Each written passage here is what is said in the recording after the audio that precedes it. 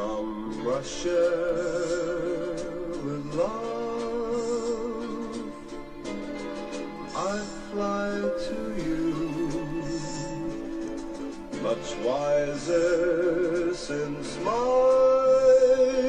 goodbye to you.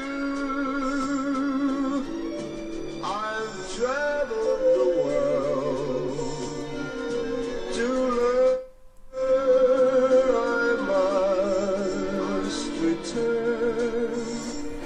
Hey Nana, good evening sir, good evening. With love, I've seen places, faces, and smiled for a moment, but oh, you haunted me so. Still my tongue-tied young pride would not. Well, good evening ladies and gentlemen. As you can hear, I'm serenading you with From Russia with Love. I'm taking a race through Facebook. There's a new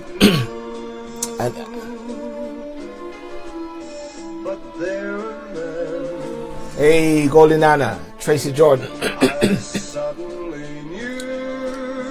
Well, it's very important that I use the right song.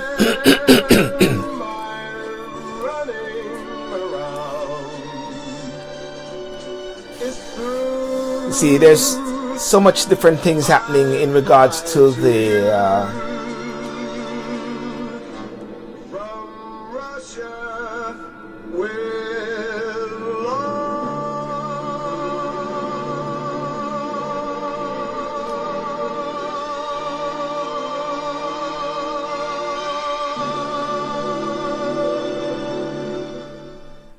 Now, ladies and gentlemen, I want to wish you and want to welcome you and for a wonderful evening. I must say at the same time that while I play that song, it's a risk.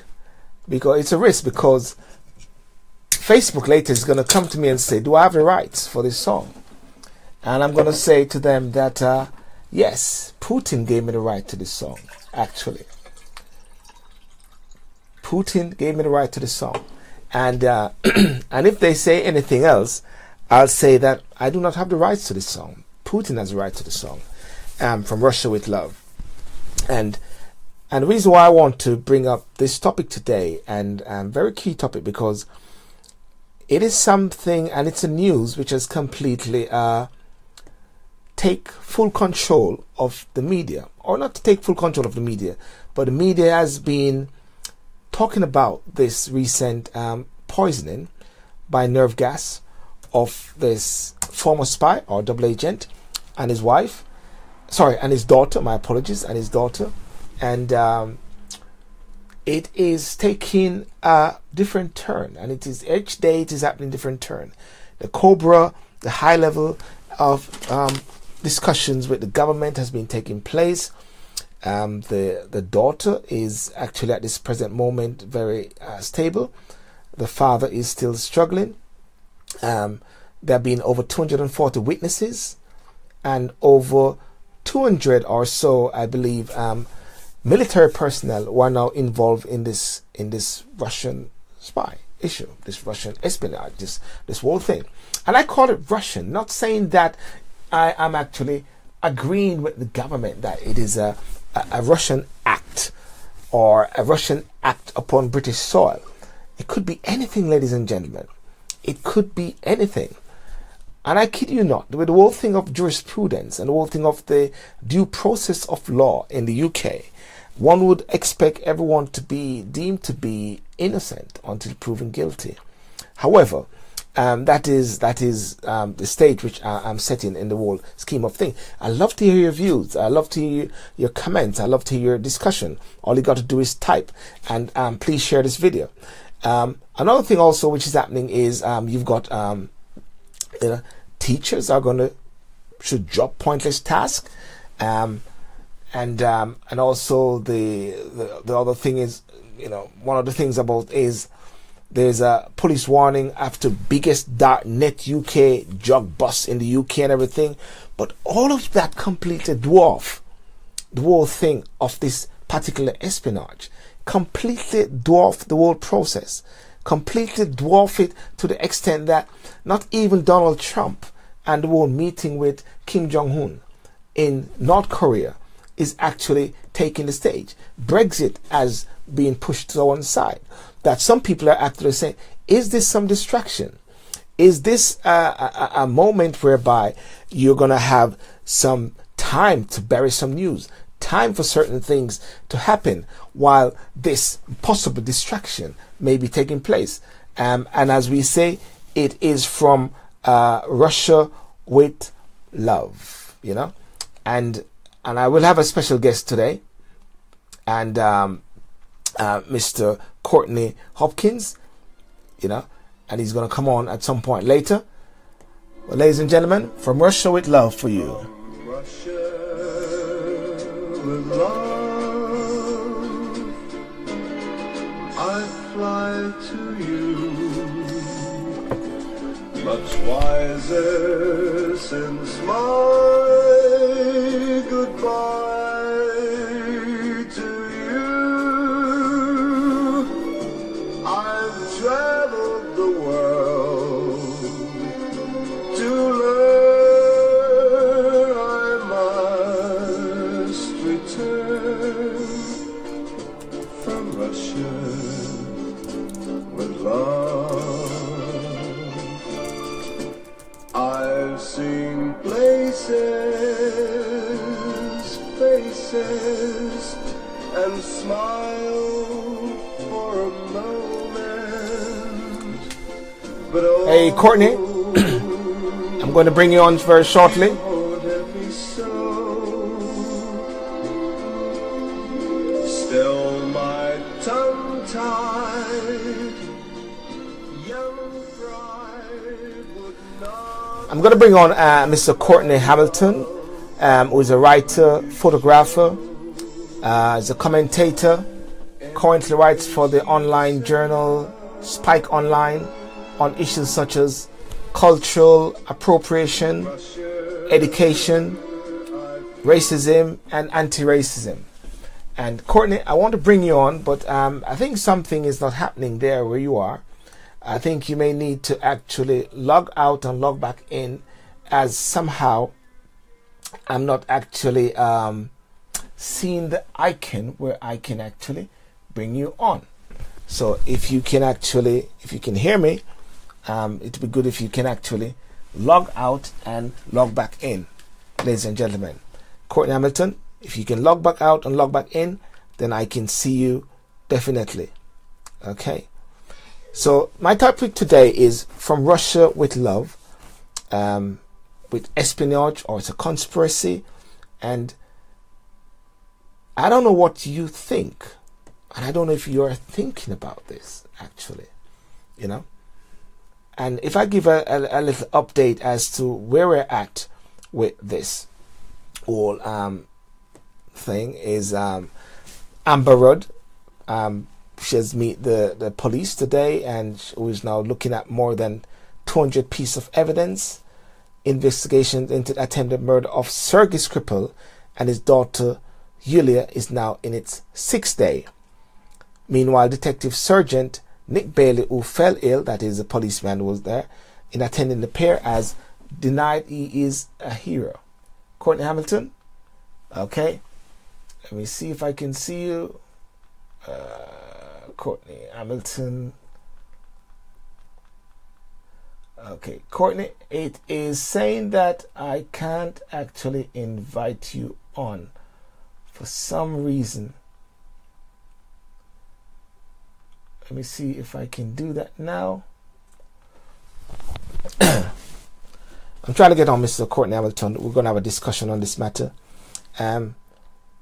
Ms. Rudd said both Colonel Skripal, 66, and his daughter, who is 33, who are being treated at the Salisbury District Hospital, remain in a critical but stable condition after being exposed to a nerve agent. Right? Courtney Hamilton. Bring Courtney. Okay, Courtney. Story of the man at the center. More than 250 counter-terrorism police are involved in what the Home Secretary described as a major investigation. After she spoke with the government's emergency committee, COBRA, Ms. Rudd said the government was using enormous resources to try and identify those responsible for the attempted murder, right? And she said, I want to stress that they are proceeding with speed and professionalism, she said. She added, the investigation is focused on making sure that we keep people safe and also that we collect all the evidence so that when it comes to attribution of the attack, we'll be absolutely clear where it should be. The police have said that if anybody think they have any additional information, they would welcome them coming forward. They're taking substantial amount of CCTV.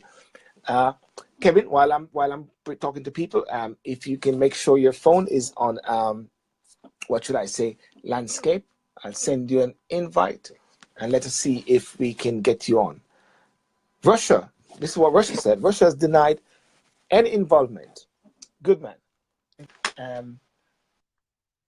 In the whole thing, UK Foreign Secretary Boris Johnson said the country will respond robustly if Moscow is found to have been behind the incident. Good evening, Mr. Courtney Hamilton. How are you doing, sir? Good, thank you. Thank you. Fantastic. Thank you for inviting me. Awesome, awesome. I think the last time I saw you, you were on, I think it was Sky News or ITV or BBC, having some discussion about hair. Yeah, that's right, with the author Afua Hirsch. Yes, yeah. Yeah, it was an interesting discussion. Yeah, definitely.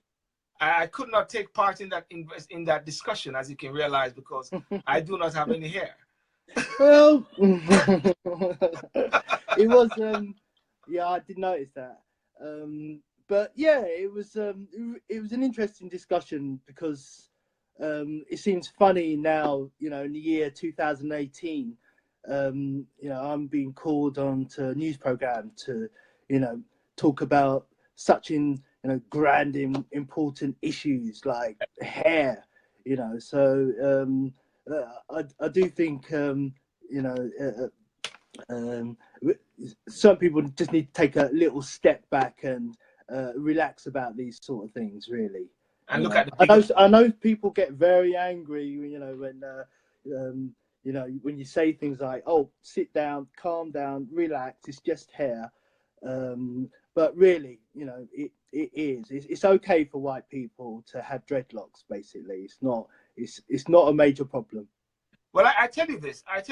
I'm from Jamaica, as you can realize my accent. You know, I chat in a Jamaican style. You know. And my parents, they're from there as well. Okay, fantastic. St. Catherine's. Okay, St. Catherine. Okay, I'm from the North Coast in Senton, Ocho Rios, and I recall growing up in Jamaica and lots of tourists. Most of the tourists, white people, Caucasians, would normally be on the beach having their hair braided and in the dreadlock style, you know. And in Africa, yeah, they do it. You know, so in a way, I think the world is changing. Not that we take, we deny some realities still at the same time. But anyway, let's move on into From Russia with Love. Listen, before going further, I mentioned that you are a writer, photographer, commentator. Currently writes for the online journal Spiked Online on issues such as cultural appropriation, education, racism, and anti-racism. You know, when one look at that there, one can somewhat pigeon persons in. You know? Yeah. But here we are talking about Russia. Yeah, that's okay. I know I'm slightly, you know, out of my comfort zone, so to speak.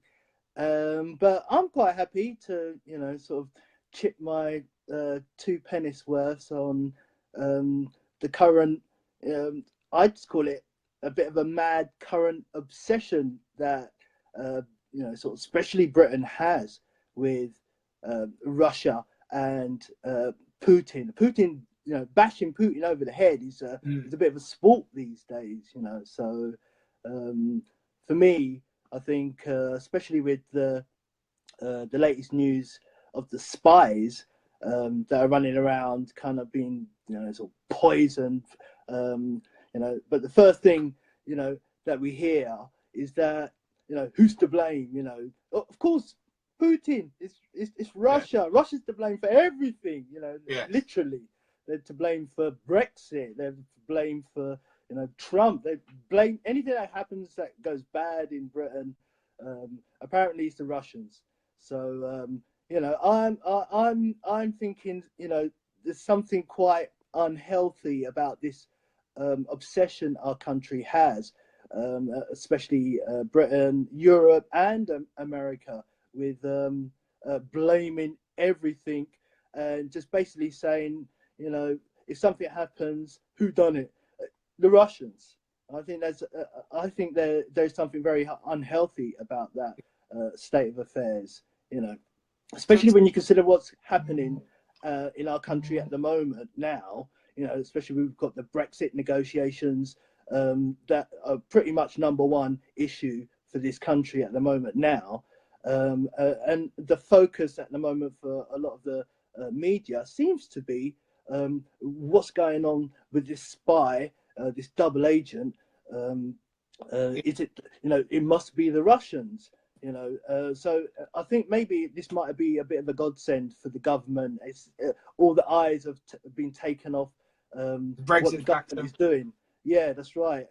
All the eyes have been taken off what's happening along with the Brexit negotiations, because they're at a delicate stage at the moment now.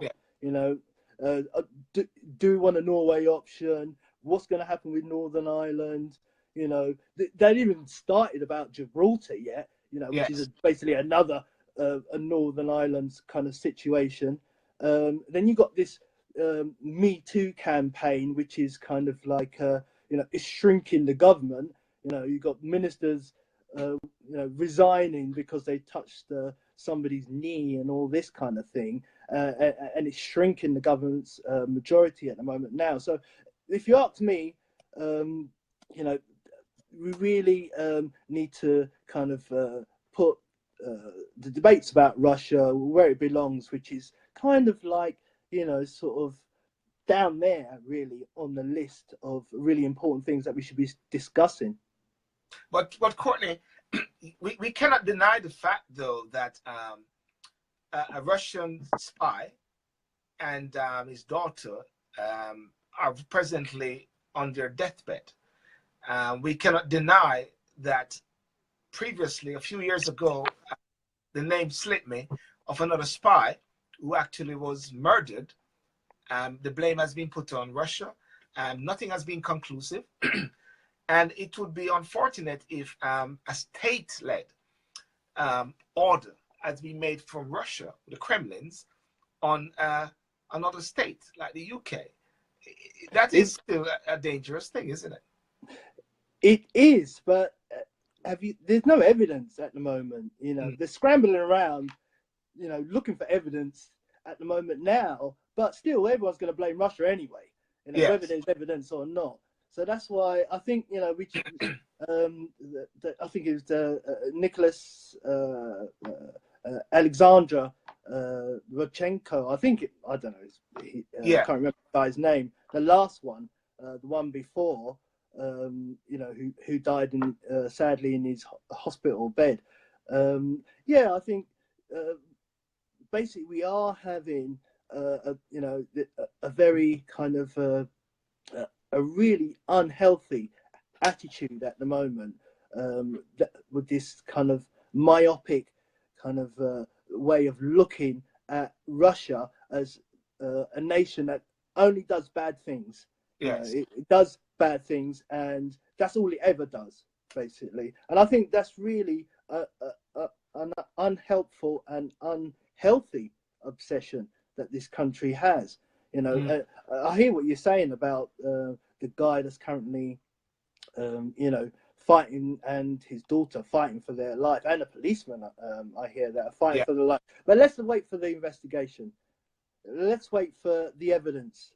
And I think you're right. I think you're right because the UK or the British legal system is one that prides itself in the whole due process of law, in the sense that all man is deemed to be innocent until proven guilty. Indeed. Also at the same time, it is unfortunate whereby all the fingers, all the toes, all the thumbs are being pointed at Russia. So therefore, if you put Russia into a courtroom now, it's like he's being tried, hung, judge, jury, whatever, already. So therefore, in a sense, where is that due process of law at this moment now regarding the whole thing? Because, I was thinking this, and I'm not a conspiracy theorist, but I'm sure many people now are putting on their conspiracy theorist hat, which they're put in the drawer. I put that conspiracy theorist hat on now. And I'm starting to think now, and I'm saying, is it wise for Putin at this point, whereby he's about to go into an election, to do something like this? Or is it that his enemies or his opponents would be doing something like this to undermine Russia? Is it that it is a situation whereby his daughter actually was a carrier without even knowing? Well, I think that's all speculation. All I think, speculation. we just, like, as you said before, you're innocent until proven guilty. And nobody has proven so far as I know. Maybe Barry Curtis, he might have some evidence there. He's watching.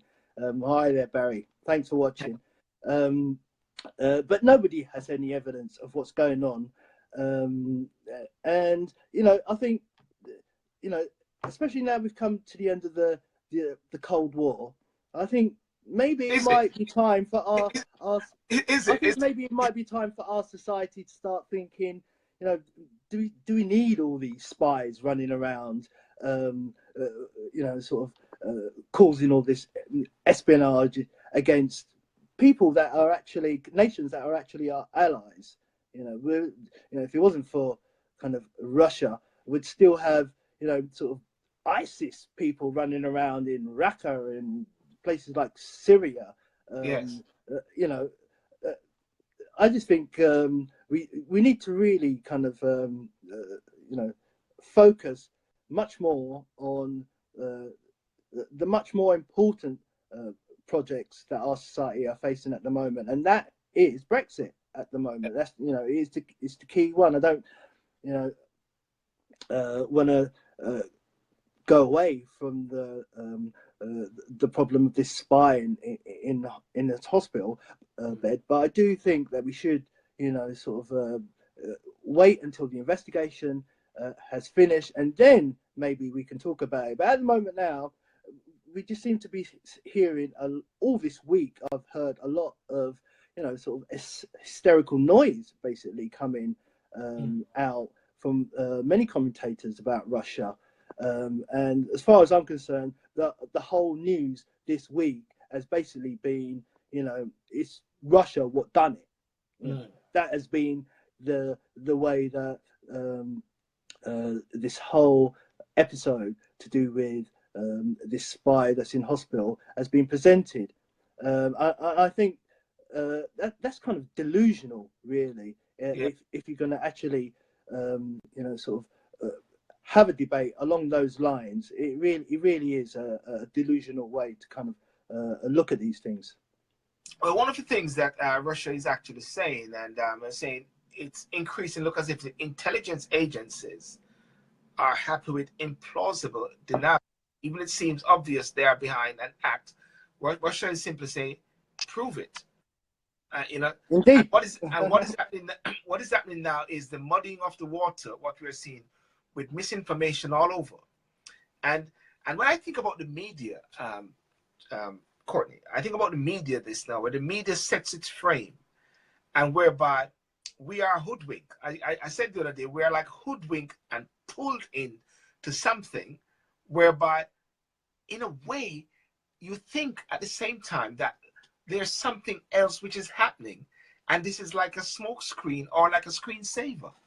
Not denying the fact that you got two persons or 3 persons who may be losing their life shortly.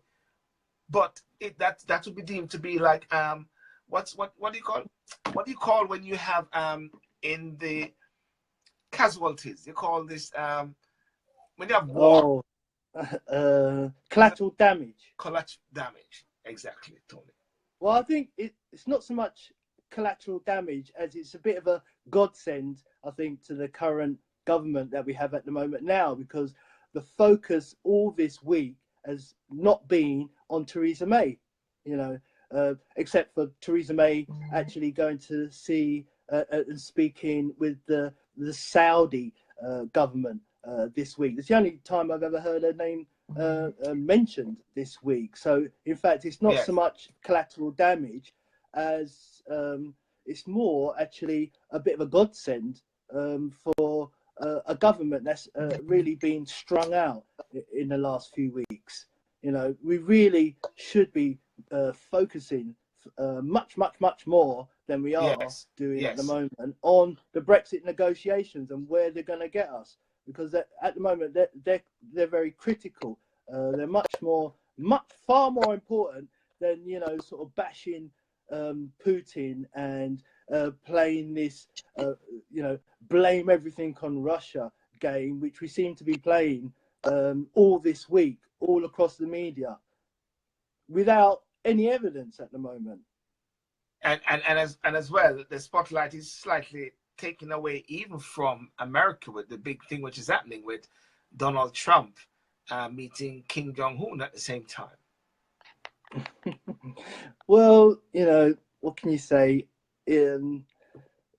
Normally, with Trump, his foreign policy is normally quite kind of clueless, and all of a sudden he does something that that nobody, you know, expected at all. So, you know, you maybe have to give him a bit of credit for wanting to actually, you know, go along and speak to the North Koreans, you know, and kind of look forward to having renewed diplomatic relationships with this country. So, you know, when it comes to what Trump has done, I think he's caught a lot of people, you know, by surprise this week with his announcement. I think he caught everyone. I think he even caught his own government offside this week. I don't think even the assistant deputy president knew what was going on. Yeah, I don't even think he knew what was going on. Yes.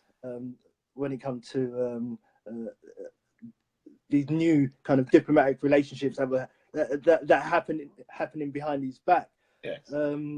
But then, you know, I do, as you know, as I've been pointing out to you today, I just always think, you know, we'll have to. Those are kind of wait and see issues. What we really, you know, need to actually focus on is the Brexit issue. That is still the number one issue, and you know, we seem to be in a bit of dire straits at the moment, and knowing where we're going. I want to still pull you back slightly, and pull the listeners also and persons to hear their views, because for a government, for a nation to be so caught up in something of this nature, whereby 180 military personnel being deployed to remove vehicles, objects which are being contaminated, members of the Army, the RAF, Royal Marines, specially trained in chemical warfare, decontamination. The fact of the situation is that a policeman was caught in the sense of being infected. The car, which was on the bridge, has been removed, and as well. Troops are now spending a second day in Salisbury. Military personnel in decontamination suit and mask covers a potentially contaminated ambulance. And no surprise that the father and his daughter, Alexander Skripal and Ludmila Skripal, Mr. Skripal's brother, you know, and even the graves are actually being tested because they visited them. Courtney, there could be this fact that comes out that they were murdered by nerve gas, and the fingers could be pointed towards Russia, and the UK keep talking that we have to respond, what do you think that response could be?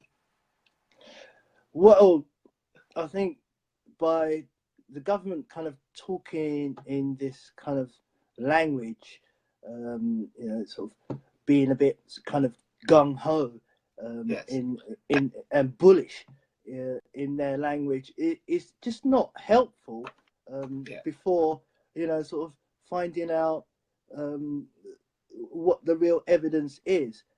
Yes. They have, you know, because at the moment it's anybody's guess who could have done this. Obviously, people are looking at the Russian government and the former KGBs that are kind of still running around in Moscow. Yes.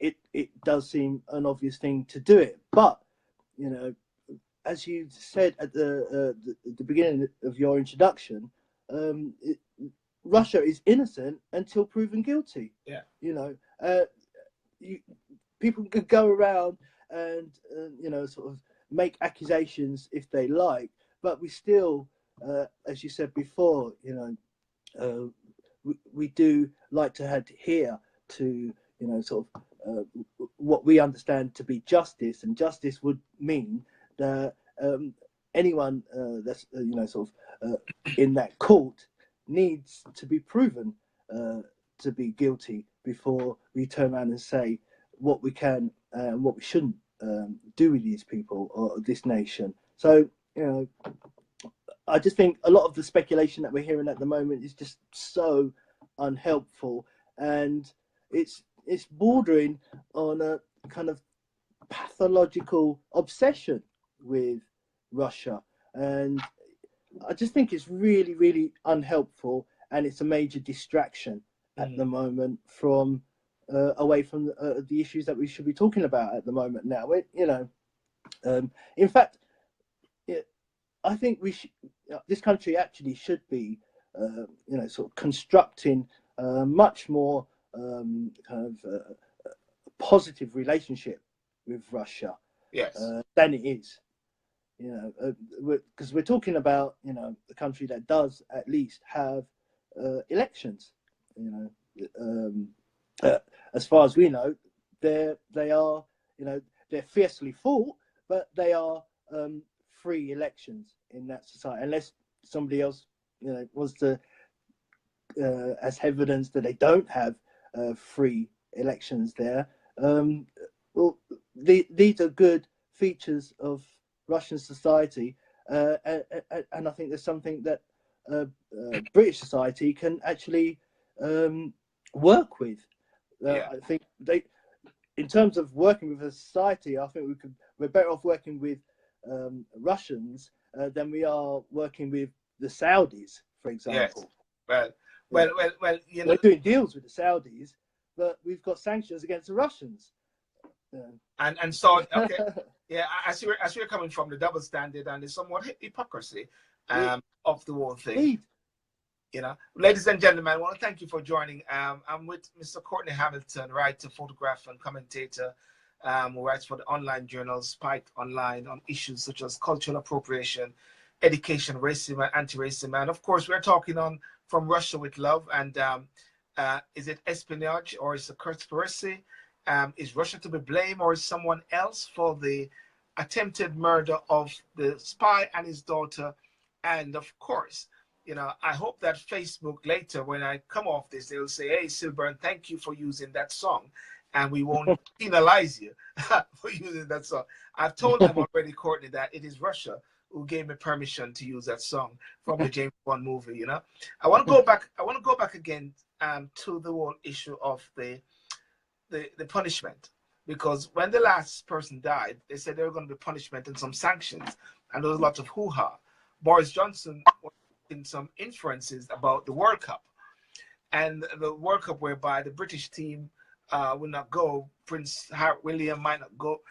It's not the Russian World Cup. They said the Russian World Cup. it's not the Russian World Cup, it's the World Cup. World Cup. That's right.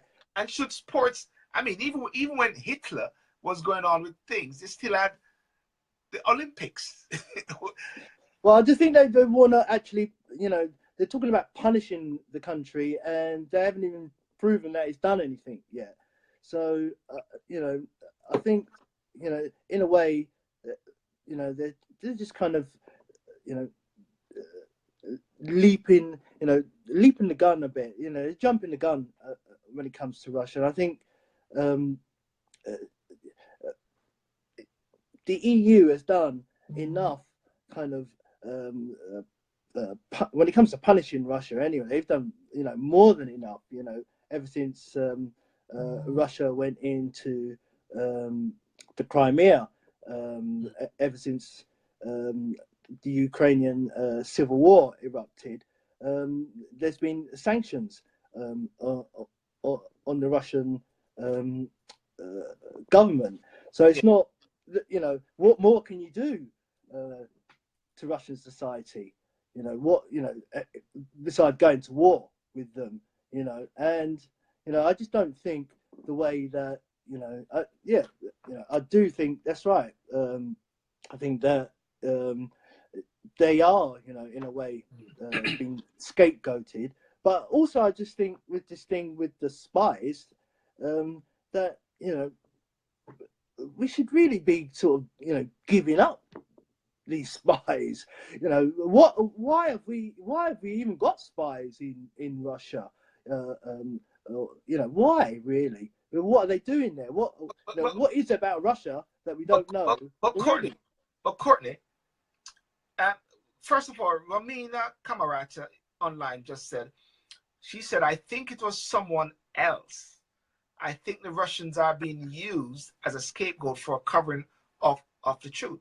And I tend to be leaning to that side recently. I think there's a great possibility. It could quite easily be the Ukrainians. They're not, you know, amiss to doing, you know, sort of nasty espionages in the hope that it will be blamed on Russia. They're not, you know, nuns running around there. You know, they're pretty much capable of doing these sort of things. I'm not going to blame them, but it just as well, it could be anyone, and we haven't really got the evidence to suggest either way, you know, and that's a problem at the moment now. And I think things are getting very hysterical at the moment when it comes to talking about Russia.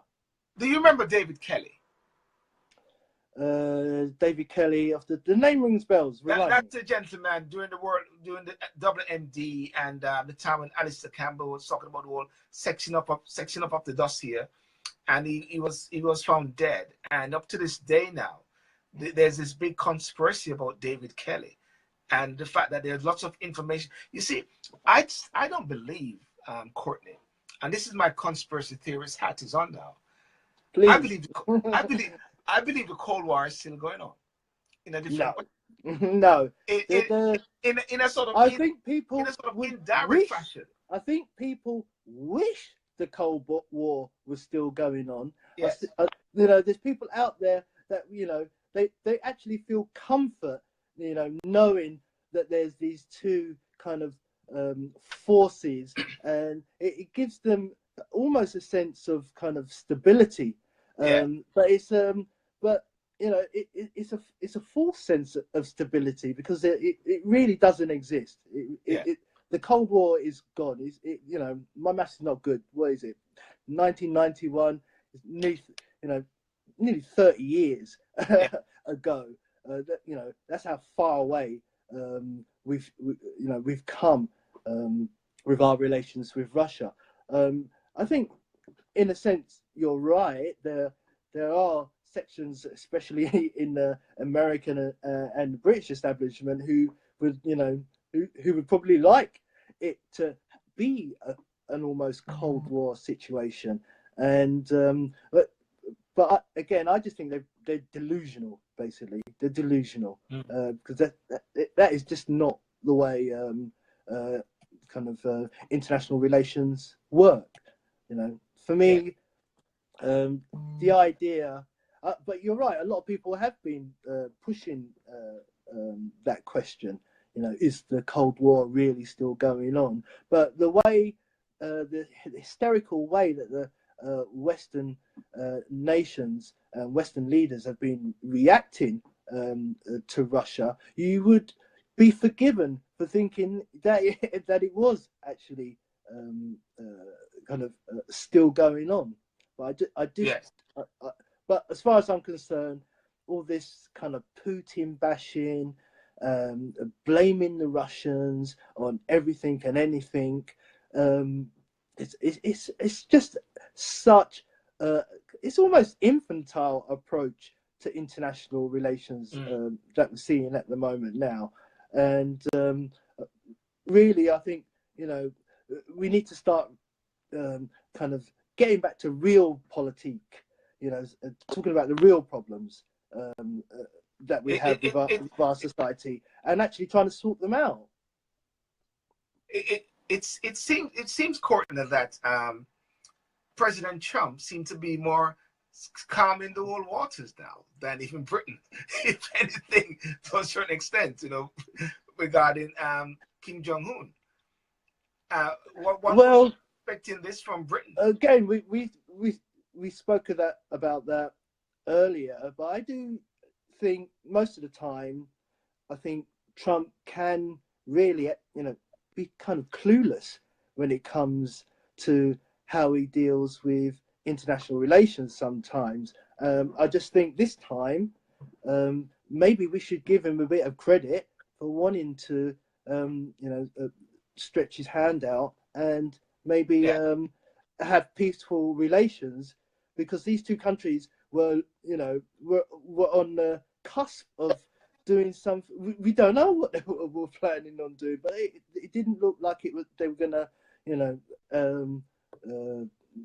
have peaceful relations. They looked like they was gonna cause, you know, a real stink in that part of the region.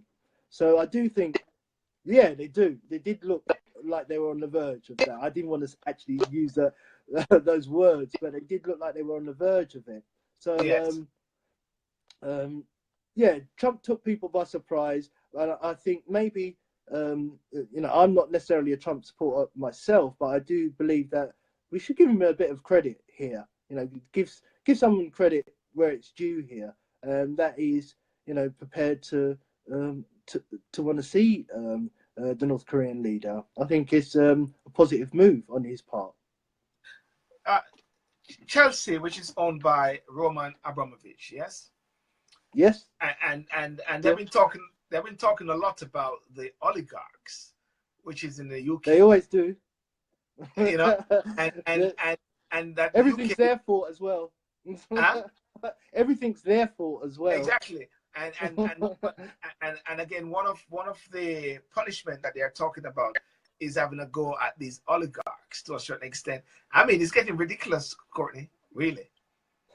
Well, the whole debate around Russia really is, you know, it just gets hysterical, basically. And as I keep saying, it really diverts people's attention away from really important matters that are happening at the moment now. And it just really has a tendency, on the one hand, to, you know, sort of divert people's attention, and on the other hand, for other people to kind of just roll around in kind of live in a fantasy world of, you know, what they would like to do to the Russians. So, you know, I think really when it comes to, you know, how we deal with the Russians, I think we really do need to have a cool, calm head and stop all this kind of Putin bashing, which is not helpful.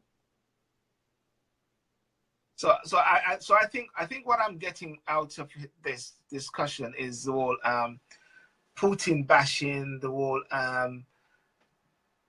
jumping the gun, the whole the due process is not being very effective and taking place, and makes you wonder, as the person said on just here recently. I think it's I'll tell you what her name is again.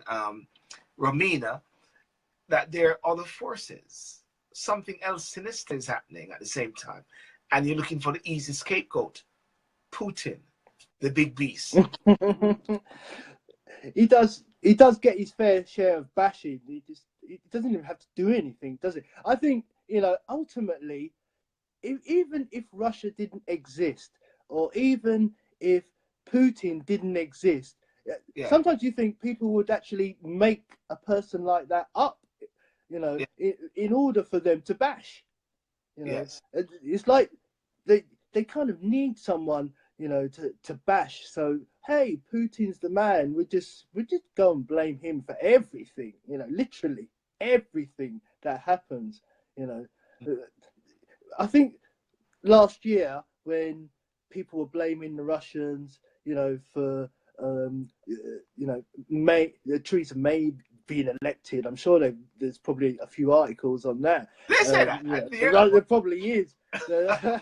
Or that, if it was the Russians that it caused Brexit, the reason why people like me kind of voted Brexit was because, I was watching too much RT TV or something.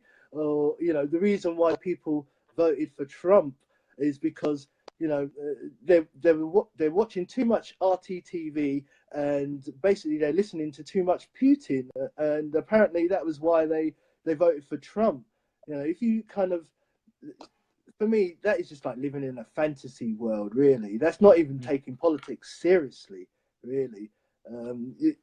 As far as I'm, that is actually kind of just being kind of, I don't know, it's not being bamboozled, really. Who really actually honestly believes that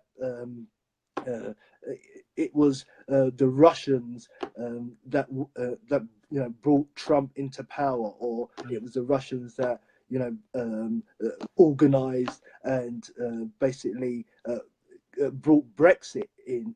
Who on earth would actually believe any of this? So let's get the evidence that the Russians are involved in this recent attempted murder of this spy and his daughter and the policeman. Let's get the evidence, and let's see where that evidence takes us, really, before we even think about Russia.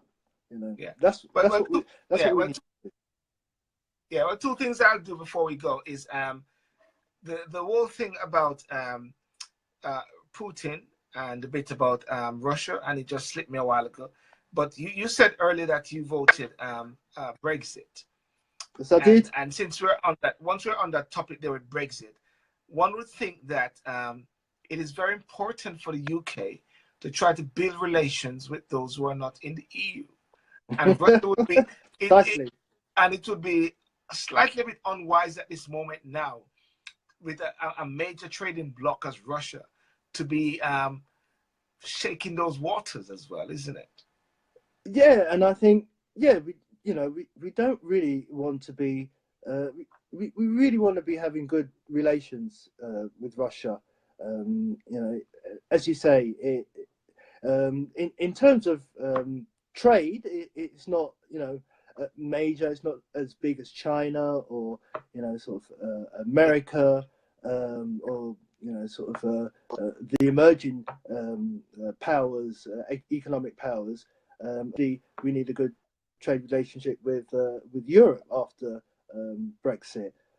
But yes, I think it would be a much smarter society, for our society, to have a normal diplomatic and economic relationship with Russia than the relationship that we have at the moment now. If Russia wants to, Russia's decision to intervene in the Ukrainian civil war and to annex the Crimea, that's not going to change. That's not going to reverse. So what does that mean? Does that mean that Britain is not going to ever think about sort of renewing its economic ties and renewing economic trade with this country ever again? So we really, need to take a step back. It's all right for the EU to make those big, bold decisions about, sort of blocking trade, sanctions, and all the rest of that. But I think once we're out of there, I think, and I hope that our society has, a very serious debate and a serious look, and say, look, we can't just, look at Russia, the size of the thing. It goes from Poland to China. We can't just ignore a major military power. The nation's got a seat on the Security Council of the UN. We can't sit back and ignore this power. So I think we need to have a much more mature adult relationship with Russia than we currently have at the moment. We have no relationship with it, and in any case, it's a military ally we're talking about. A military ally that we should thank what he done in Syria to getting rid of ISIS.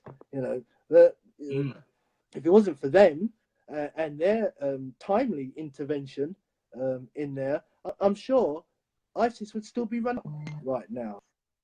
So come on, let's have a much more adult conversation with the Russians. Let's be a bit more realpolitik when it comes to the Russians. That's what I definitely believe.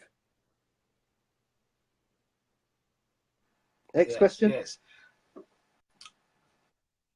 Well, Courtney, listen, that was good.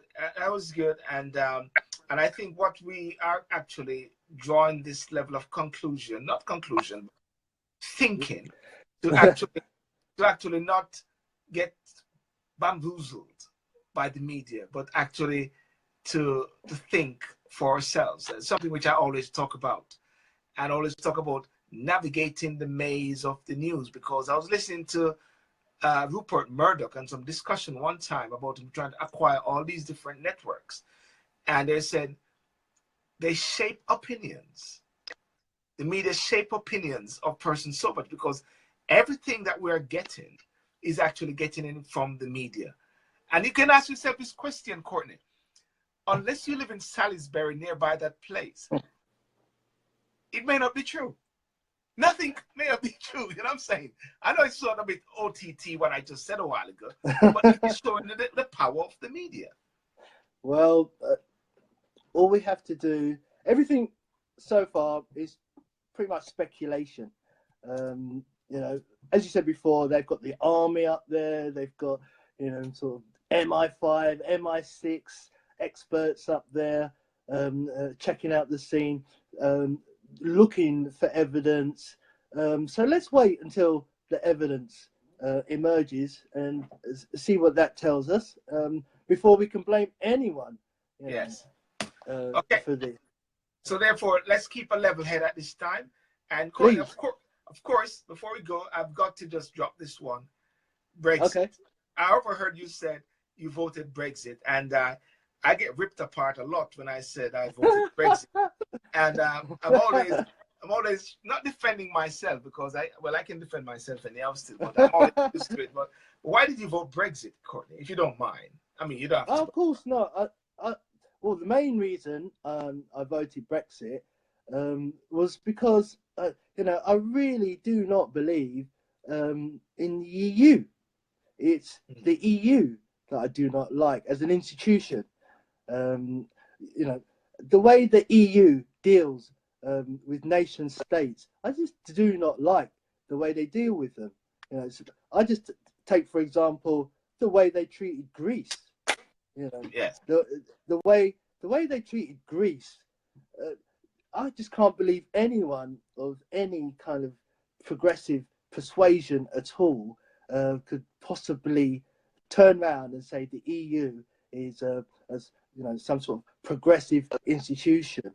And that's just in terms of how the EU actually deals with its much weaker internal countries. But then I say, have a look at how the EU has dealt with the migration crisis in the last few years. It's been a complete and utter disaster, as far as I'm concerned. and it was just another reason for me to vote for Brexit. But there's obviously a few other reasons. I knew for a fact that the European establishment and as well as the British establishment would be hurt by a Brexit vote. I knew, it would, they'd be pained if they ever thought that Britain would leave the European Union. So that was for me, another good reason to shake things up a bit. And Brexit really did shake things up. It rang a shot, throughout Europe. And I'm glad as well, it really had that kind of an impact. I was very, glad in a way that British people were kind of brave enough to say, we can go it on our own. We can actually, at least, if things do go wrong in our society, at least we can blame ourselves. At least we won't have politicians kind of blaming the EU for things that go wrong in our society. And I think it was a good opportunity for our society to really stand on its 2 feet and show the world what we can really do. I knew we were going to take an initial economic hit. I didn't vote for Brexit thinking that was going to make me rich. I knew it was obviously going to be very problematic trying to get out. We've been in the EU for 40 years. It's taken us 40 years to, entwine British society into the European institutions. So I knew it was going to be a difficult and a hard thing to do. A very, very difficult thing to do, but it's not impossible. And I think we can do it. And I think, in the year 2018, British society is such, has such potential that I think it could be one of the, I think even today it is. It's probably one of the most dynamic, culturally, politically now advanced countries in the Western Hemisphere. I think it's a great time to be living in this country at the moment now.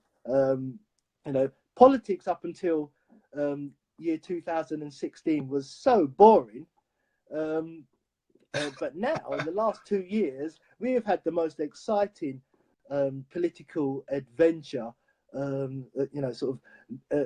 that's probably ever been known in this country. And it's a really good time to be alive and involved in politics at the moment because of Brexit. And I knew Brexit, by voting Brexit and by Brexit winning, that it would open up politics in Britain, and it really has. It's shaken it and it's opened it up. And I feel there's far more opportunities now for the future of this country than there ever was while we remain within the European Union. And I completely agree with what you're saying and the sentiments. And I always find it very interesting, and I get excited when I speak to someone and they say they voted Brexit, and I said, "You voted Brexit?" And I said, "Well, I'm going to help you." Company, But Courtney, listen, I want to thank you so much for coming on. We did the full 1 hour there. And, okay. Yeah, quickly. Thank you. Yeah, and this is a topic that will keep going on and on, But Bridget. I do keep a spotlight on the Brexit from my shows on the Red Chair. I've been doing that for a while because I believe it is very important. I believe that people should be very fully aware that sometimes when you have uncharted territories, it will create uncharted opportunities, new opportunities. And unfortunately, with what happened, that scares a lot of people. Huh? That scares a lot of people. Scares a lot of persons. And look at what's happening. Look at what happened. Lots are changing, because it means lots of things are changing. That people don't really like change. Yes. They like things as they were. They don't like things being turned upside down and inside out. They don't know where the dice is going to fall. Everybody likes things, you know, the way they were in 2015, nice and predictable. 3-course meal, not packet of crisps. That's what it is. 3-course meal. Want to get the 3-course meals from the EU. Well, I don't know what that guy, you know, his diet is all about, really. But, you know, 3-course meals every day.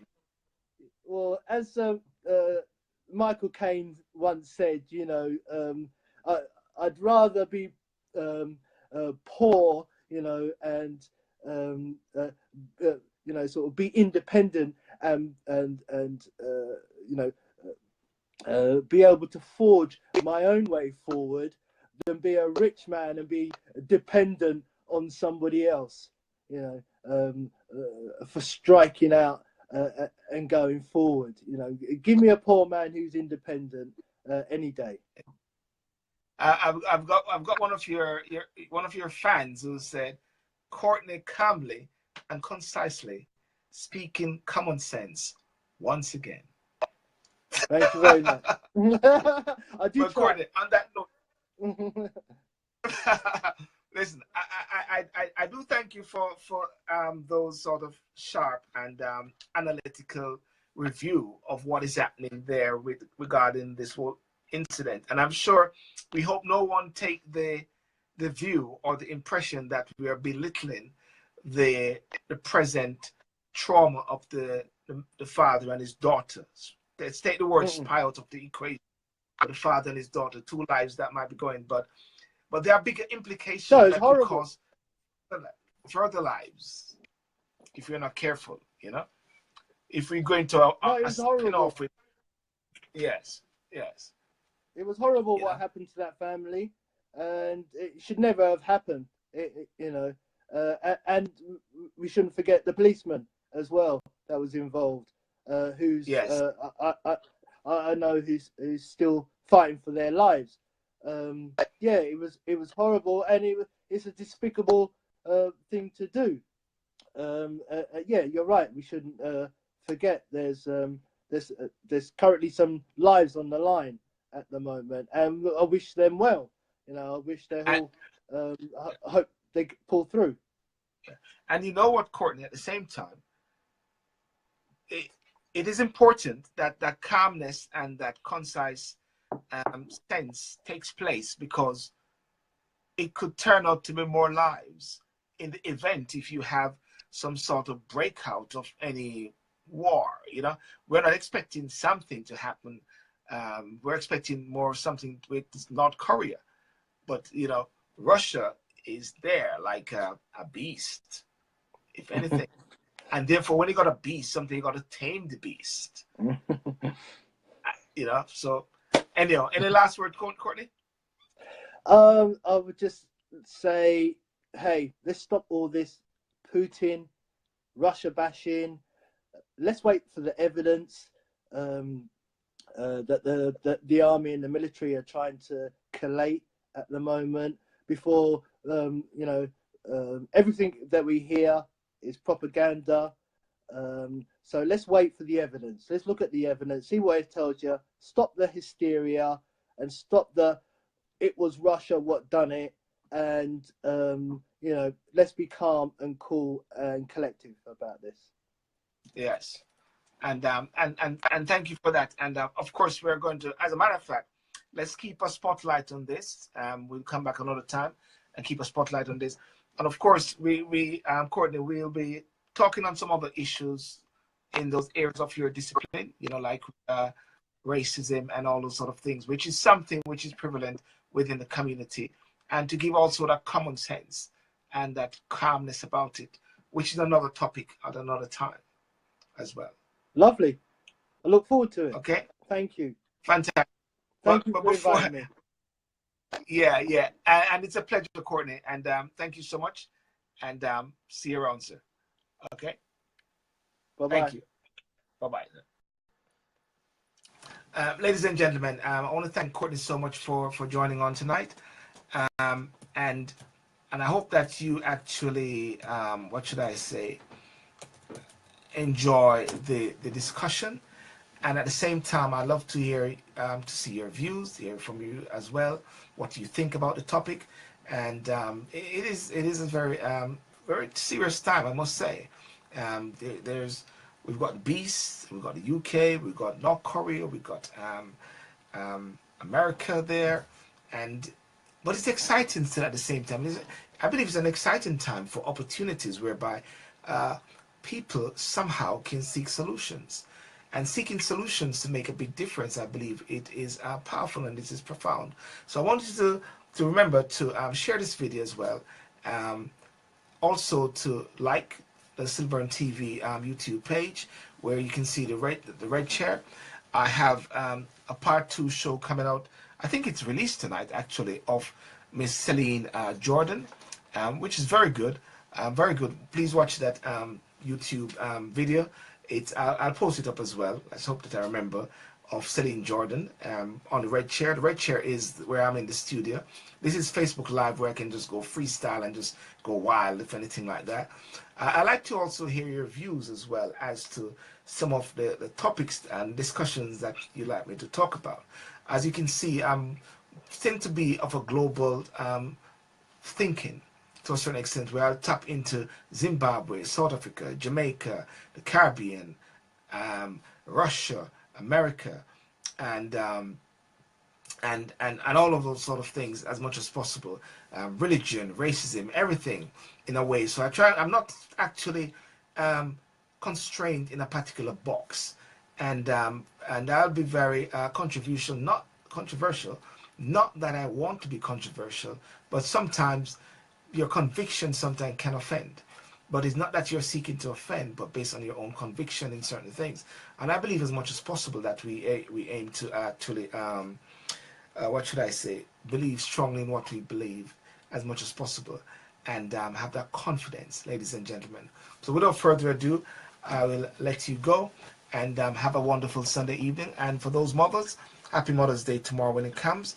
And, you know, watch your kids them as they will have a field day, pampering mothers as much as possible as well. So without further ado, thank you very much. Have a good night, and may God bless you. Okay, bye-bye. Cheers.